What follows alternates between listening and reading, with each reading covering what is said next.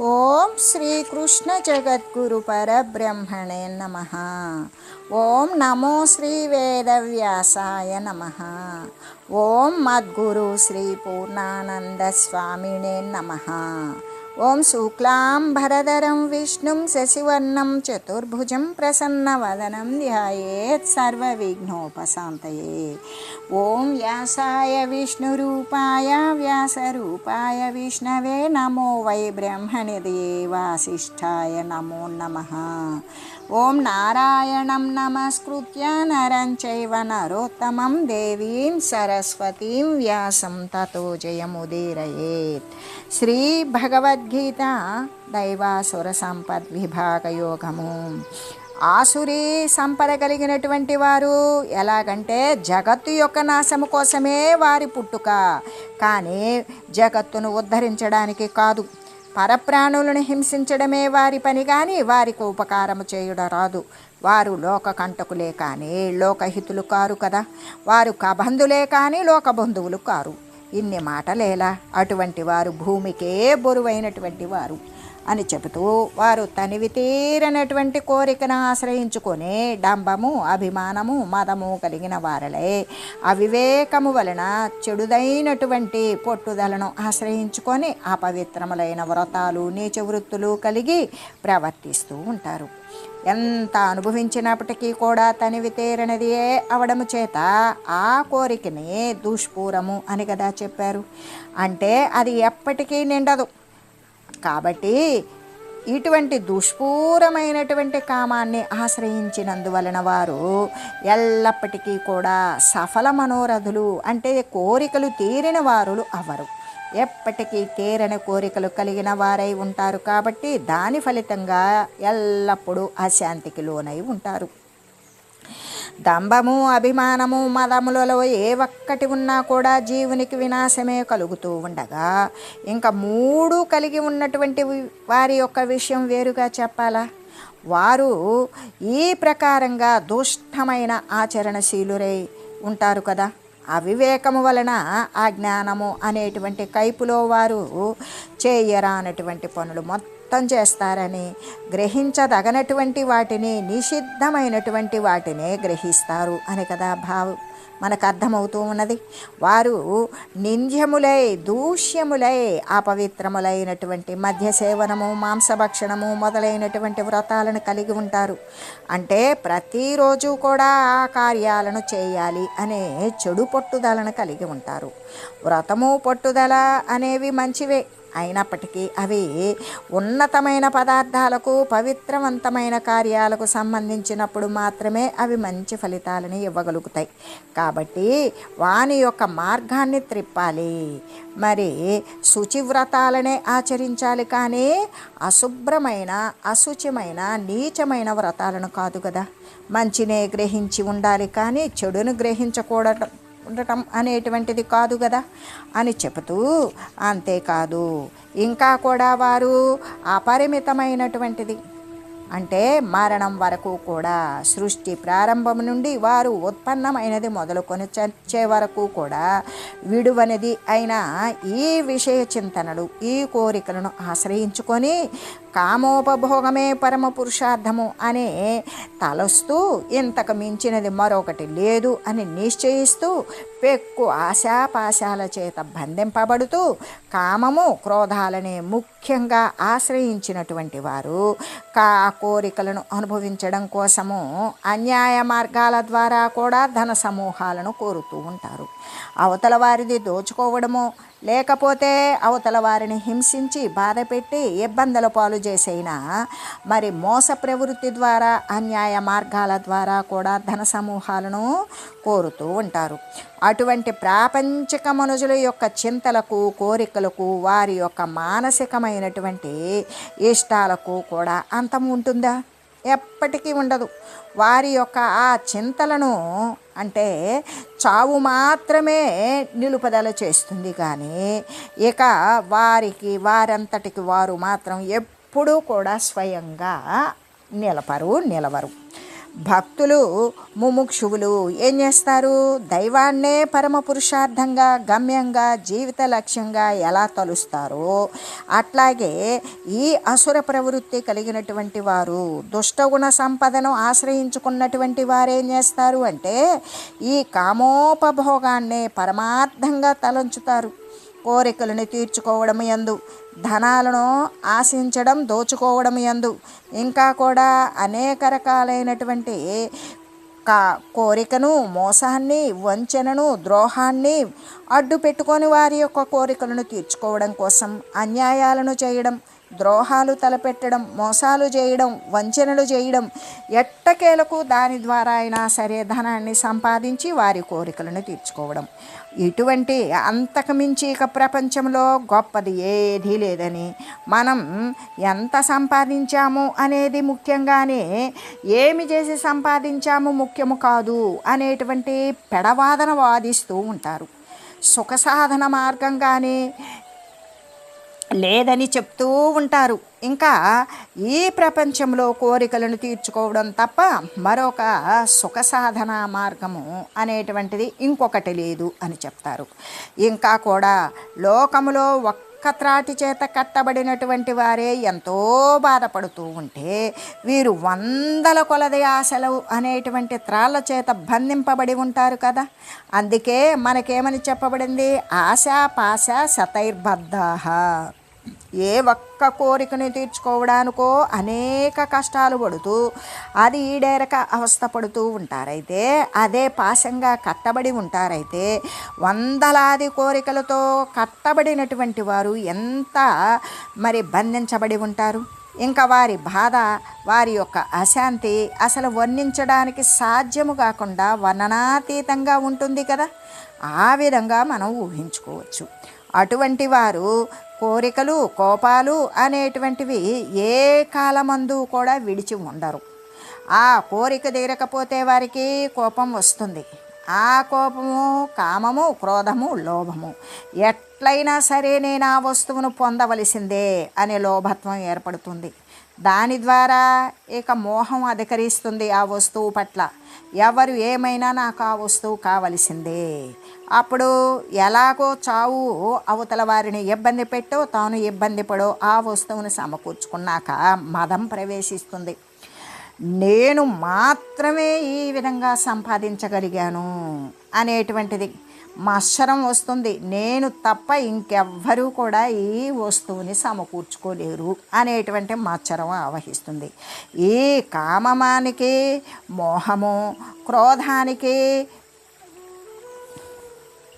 మదము, లోభానికి మత్సరము. అంటే అక్కడ ఉండేటువంటిది అరిషడ్వర్గము అని చెప్తాం, కానీ ఈ మూడు ఆరవుతాయి అన్నమాట.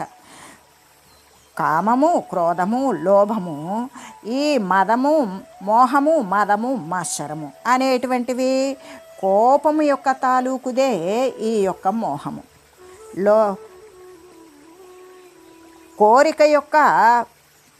కోరిక బలపడితే మోహంగా మారుతుంది, కోపం బలపడితే మదంగా మారుతుంది, లోభం మదపడితే మత్సరంగా మారుతుంది. ఈ విధంగా అంటే కామక్రోధ లోభ మోహ మద మత్సరాలు అనేటువంటి ఈ ఆరు దుర్గుణాలను ఏమాత్రం విడిచి ఉండరు. ఆ ఆరింటిని చేకూర్చుకొని దాని ఎందే తత్పరాయణుడై ఉంటారు. ఎవరు? దుష్ట స్వభావాలు కలిగినటువంటి వారు, ఆసురీ సంపదను పెంపొందించుకున్నవారు. ఇంకా కూడా తమ యొక్క కామోపభోగము కొరకు, అంటే తన కోరికలను నెరవేర్చుకోవడం కోసం, తను అనుకున్న వస్తువును సాధించుకోవడం కోసం అన్యాయ మార్గాల ద్వారా కూడా ధనాన్ని కోరుతూ ఉంటారు. అందుకే అర్ధ సంచయాన్ అని చెప్పినందువలన వారు ఏ కొద్ది ధనంతోనో తృప్తి పడేటువంటి వారు కారు.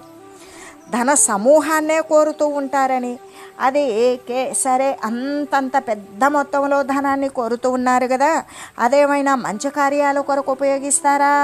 అలా సత్కార్యాల కొరకైతే కాదు, కేవలము వారు విషయ సంబంధమైన దృశ్యమాన పదార్థాల యొక్క భోగించడం కోసమే అని మనం తెలుసుకోవలసి ఉంటుంది. దీనిని బట్టే వీరు రెండు ఘోరమైనటువంటి ప్రమాదాలను ఆచరిస్తూ ఉన్నట్లుగా మనకు తెలుస్తూ ఉన్నది. ఏంటది? కోరికను ఆశ్రయించటం, అన్యాయమైనటువంటి మార్గాలలో ధనాన్ని ఆర్జించడం. కాబట్టి సాధకులైనటువంటి వారు ఏం చేయాలి? ముముక్షువులైనటువంటి వారు ఏం చేయాలి? సాధ్య వస్తువును సాధించుకునేటువంటి సాధకులు కానీ, మోక్షము చెందాలి అని భావించేటువంటి ముముక్షువులు కానీ ఇటువంటి నీచమైన అల్పమైనటువంటి చరిత కలిగినటువంటి వారి యొక్క సహవాసాన్ని, సాంగత్యాన్ని చేయకూడదు. అలా చేయకుండా వదిలివేసి వారి యొక్క సహవాసం చేకూరుతుంది అన్నప్పుడు కడు జాగరూకులై దూరంగా ఉండిపోవాలి అని చెబుతూ, అంటే ఆసురీ సంపద కలిగినటువంటి వారు ఇంకా కూడా ఎలా ఉంటారు అనేటువంటి దాని గురించి తెలియజేసుకుంటే, అంతులేని ఆశ చింతలు కలిగి ఉంటారు. కామోపభోగమే గొప్పదిగా తలుస్తూ ఉంటారు. దానిని మించినది మరొకటి లేదు అని భావిస్తూ ఉంటారు. పెక్కు ఆశ అనబడేటువంటి పాశాల చేత, త్రాళ్ళ చేత బంధింపబడి ఉంటారు. ఇంకా కూడా కోరిక, కోపము అనేటువంటి ఈ అర్షడ్వర్గంతో తత్పరులై మమేకమై ఉంటారు. విషయభోగాలు అనే వాటిని మిక్కుటంగా అనుభవిస్తూ వాటి కోసము అధికమైనటువంటి ధనాన్ని కోరుకుంటూ అన్యాయ మార్గాల ద్వారా, మోస పద్ధతుల ద్వారా కూడా దానిని సంపాదించడానికి ప్రయత్నిస్తూ ఉంటారు అని చెబుతూ, ఇదమధ్యమయాలాబ్దామిమం ప్రాప్సే మనోరథం ఇదమస్తిదమపి మే భవిష్యతి పునర్ధనం అసౌ మయా హతశత్రు హ్రనిష్యే చాపరానపి ఈశ్వరోహమహం భోగి సిద్ధోహం బలవాన్ సుఖీ ఆఢ్యోభిజనవానస్మి కోన్యోస్తి సదృశో మయా యక్షే దాస్యామి మోదిష్య ఇత్యజ్ఞాన విమోహితాః అనేక చిత్త విభ్రాంత మోహజాల సమావృతాః ప్రసక్తాః కామభోగేషు పతంతే నరకేషు చౌ. అంటే అసుర సంపదను ఆశ్రయించినటువంటి వారి స్వభావము, ఇంకా కూడా ఈ కోరికను నేను ఇప్పుడు పొంది ఉన్నాను,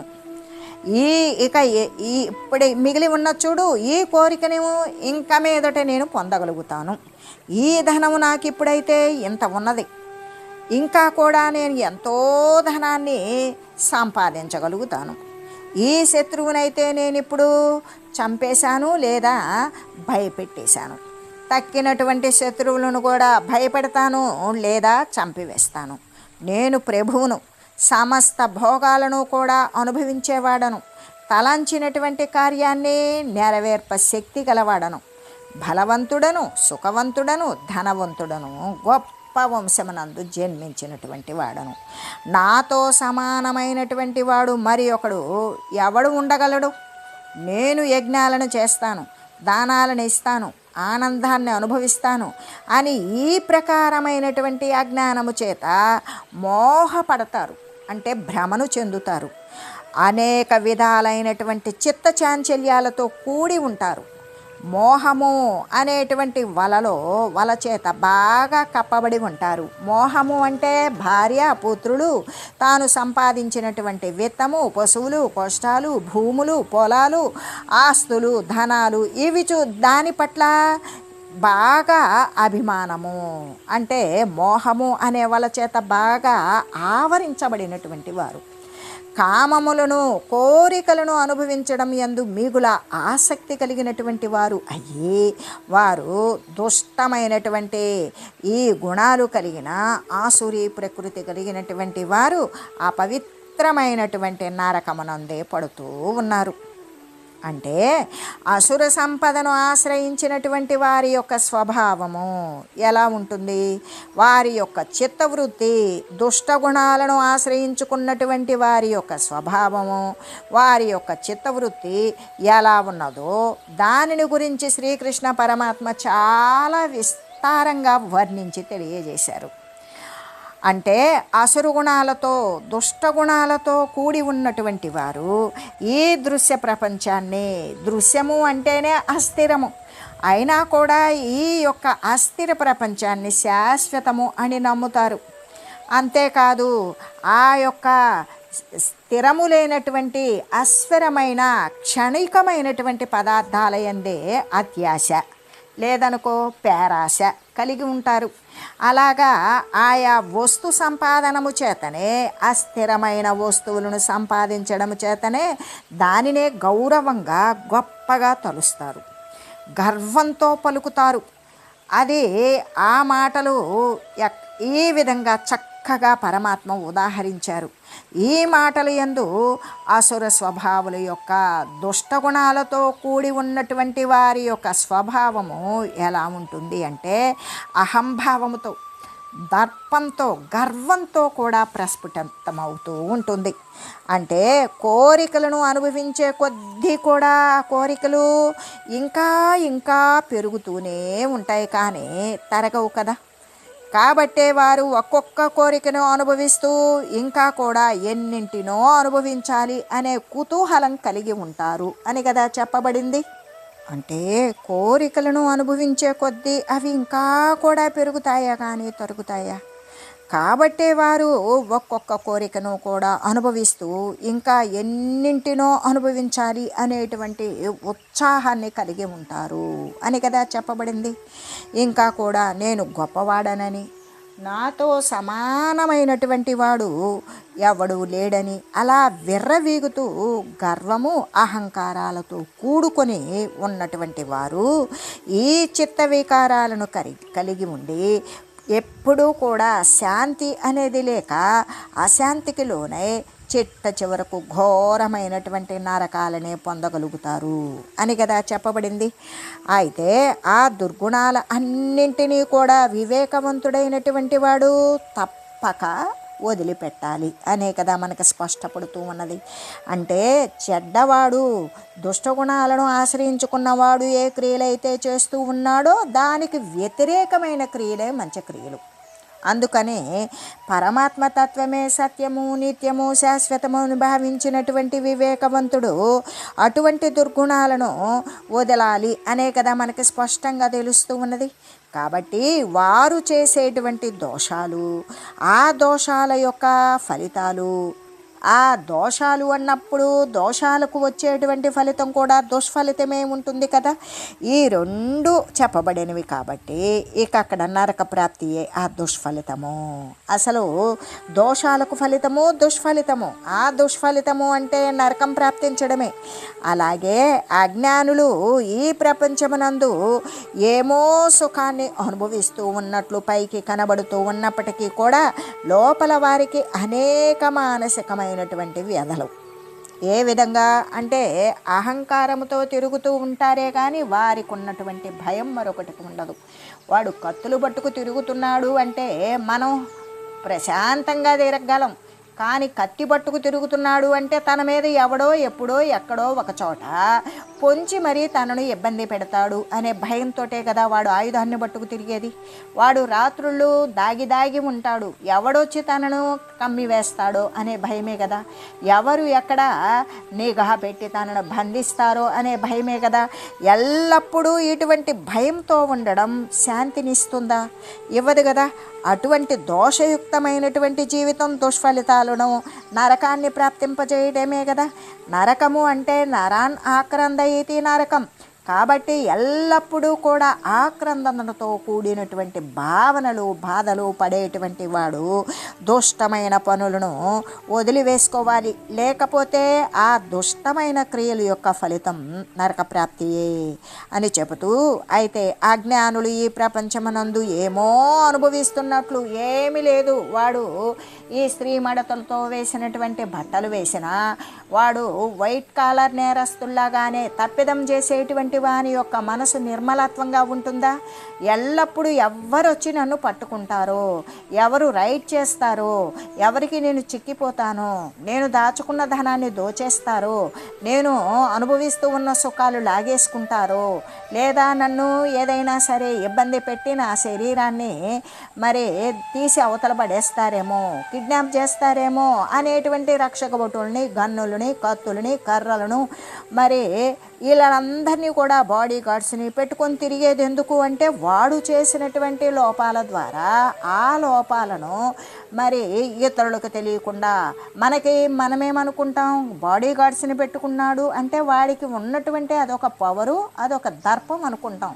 అది దర్పం కాదు, వాడికి లోపల ఉన్నటువంటి భయము, అశాంతి కారణంగానే బాడీ గార్డ్స్ని పెట్టుకున్నాడు. మనంతటికి మనం స్వేచ్ఛగా స్వచ్ఛంగా చక్కగా తిరగలం. వాడు ఆ బాడీ గార్డ్ లేకుండా, లేదా తనకు పని మనుషులు ఉన్నారు, ఏ పని మనిషి ద్వారా తను తినేటువంటి పదార్థంలో మరి ఎటువంటి విషయాన్ని కలిపారో అని మళ్ళీ కూడా ఆ పదార్థాన్ని ముందుగా తిని చూపించడానికి వాడు బ్రతికితే వీడు తింటాడు. ఈ విధంగా ఉండేటువంటి నీచమైన ప్రవృత్తి ద్వారా ధనాన్ని అధికంగా మిక్కుటంగా సంపాదించినటువంటి వాడి బ్రతుకు నిద్రపోవాలన్నా, మరి ఒంటరిగా తిరగాలన్నా, స్వేచ్ఛగా ఏ పదార్థాన్నైనా తినాలన్నా ఇవన్నీ కూడా వానికి భయాలే. కాబట్టి వాడికి శాంతి అనేది దొరకడం కష్టం. ఎల్లప్పుడూ కూడా స్వేచ్ఛ లేకనే స్వేచ్ఛ ఉన్నట్లుగా కనబడుతూ ఉంటాడే కానీ వాడి లోపల అంతా నరకమే ప్రాప్తించి ఉంటుంది. కాబట్టి అలా అనేక రకాలు అజ్ఞానంతో కూడినటువంటి వారు ఈ ప్రపంచంలో ఏమో సుఖాన్ని అనుభవిస్తున్నట్లుగా కనబడుతూ ఉన్నా కూడా మనకి లోపల అనేక మానసికమైనటువంటి బాధలు, చిత్త చాంచల్యాలు అనుభవించుతూ కూడా చివరకు అపవిత్రమైనటువంటి నరకాన్నే కదా పొందుతారు. వారు అనుభవించేటువంటి విషయ సుఖాలు రాజస సుఖాలే కానీ సాత్వికమైనటువంటి సుఖాలు కావు. అవన్నీ కూడా కోరికలతో కూడి అన్యాయ మార్గం ద్వారా సాధించుకున్నటువంటి సుఖాలే తప్ప మరి సాత్వికమైనటువంటి సార వస్తువుతో కూడినటువంటి సుఖాలు అనేటువంటిది కాదు కదా అని చెబుతూ, అంతేకాదు ఈ రాజస సుఖాలు ఏం చేస్తుంది, దుఃఖాలనే చేర్చి వహిస్తుంది.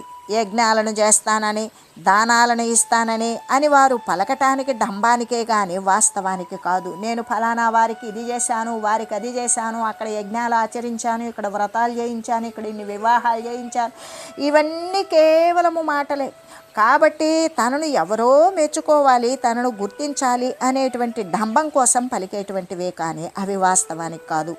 ఒకవేళ వారా యజ్ఞాదులు మొదలైనటువంటివి చేసినప్పటికీ కూడా ఇతరుల యొక్క మెప్పును ఆశించే మరి ఇతరుల మెప్పుని ఇంకా అదనమైనటువంటి విరాళాల ద్వారా ధనాన్ని సంపాదించడానికే కానీ సదుద్దేశంతో అయితే కాదు కదా.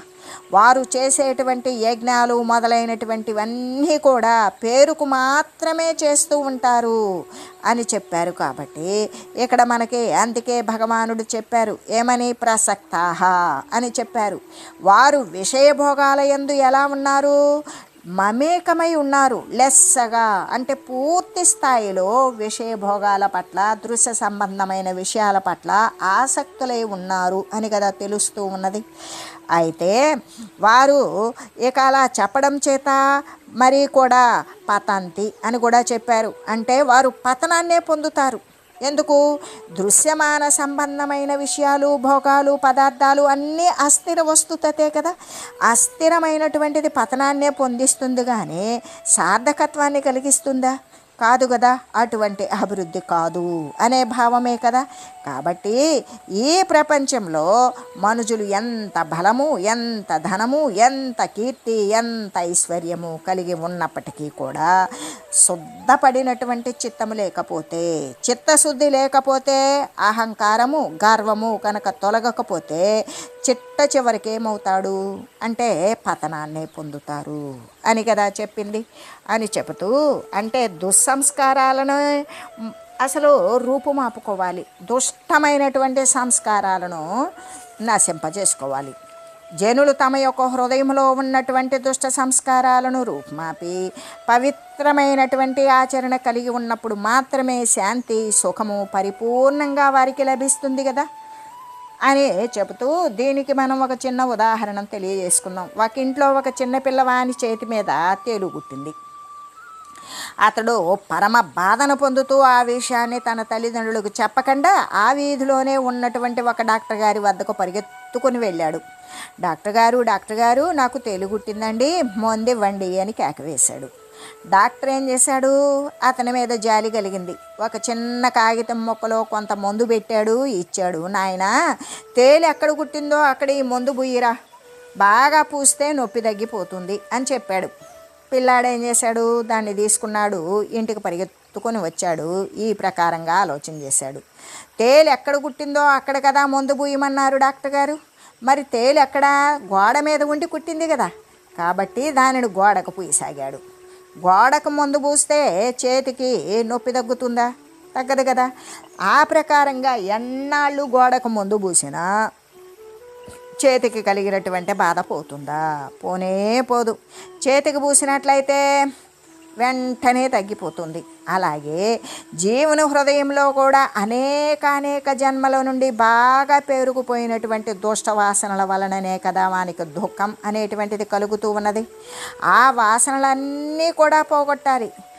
పై క్రియల వలన దుఃఖం పోతుందా? పోనే పోదు. చక్కని ఆత్మవిచారణ చేయాలి. సత్యమేమి అసత్యమేమి అనేటువంటి విచారణ చేసి తర్వాత అగాధంలో పుట్టలో ఉన్న పాములులాగానే లోని వాసనలన్నీ కూడా కనిపెట్టాలి. అంటే అంతర్గతంగా ఏ అశుద్ధ వాసనలు ఉన్నవో వాటిని కనిపెట్టాలి. పుట్టలో ఉన్న పాముల్ని ఎలా కనిపెట్టి కొట్టివేస్తారో అలాగే మానసిక భావనలో ఉన్నటువంటి ఆ యొక్క విషయ వాసనలు, విషయ సంబంధమైన సంస్కారాలను కూడా కనిపెట్టాలి. ఆ వాసనను కనిపెట్టి దానిని ఎలా బయటికి తీయాలి? దైవచింతన అనే దాని చేత, మరి అస్థిర పదార్థాల పట్ల విరక్తి అనే భావన చేత వాటిని సమూలంగా నాశనం చేయాలి. ఈ ప్రకారంగానే కదా వాసనలు నశించిపోతే మోక్షం అనేటువంటిది సునాయాసంగా సంభవిస్తుంది కదా. జనులు తమ హృదయంలో ఉన్నటువంటి దుష్టమైన వాసనలను అన్నీ నశింపజేసుకొని పవిత్రమైనటువంటి ఆచరణ కలిగి ఉన్నప్పుడు మాత్రమే కదా శాంతి, సుఖము పరిపూర్ణంగా వారికి లభిస్తుంది అని తెలియజేస్తూ, ఓం మంగళం పావన గీతామాత, జయ మంగళం భక్తజనావని బంధ విమోచని, భవభయహారిణి భవ్యదాయిని మంగళం. ఓం మంగళం శ్రీ కురుక్షేత్ర రణక్షోణి విహారిణే, పార్థసారథి రూపాయ గీతాచార్యాయ మంగళం. ఓం మంగళం మహత్.